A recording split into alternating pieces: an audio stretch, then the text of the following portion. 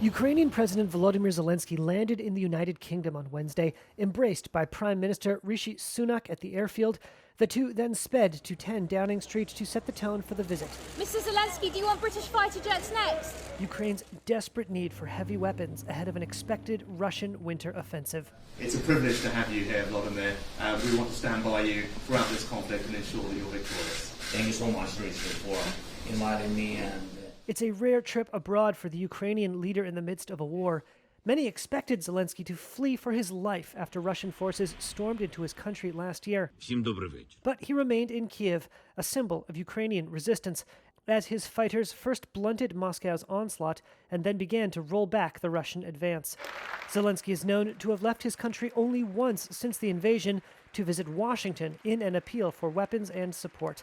He's now in London for the same purpose. He spoke to the British Parliament, thanking them for providing Kiev with arms and training.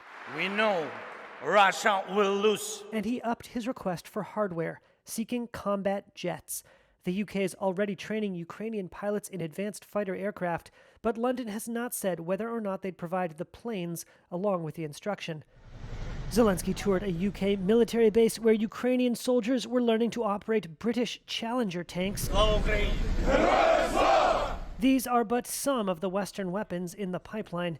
Germany, Denmark, and the Netherlands are planning to send more than 100 Leopard 1 tanks to Kyiv.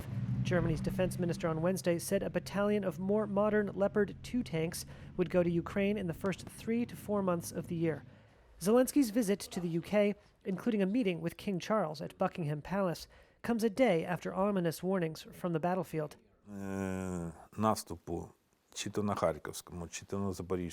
Ukraine's national security chief Alexei Danilov told reporters this week Russian forces were likely to attack in Zaporizhia in the south and possibly make a new push in the eastern Kharkiv region as well.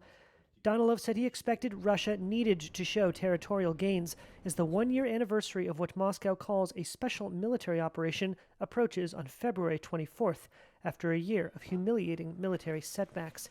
And while Danilov said Western tanks were helpful, the country faced a pressing shortage of ammunition, particularly 155mm shells, telling reporters, quote, "Because if you have weapons but nothing to fire, then this is a challenge."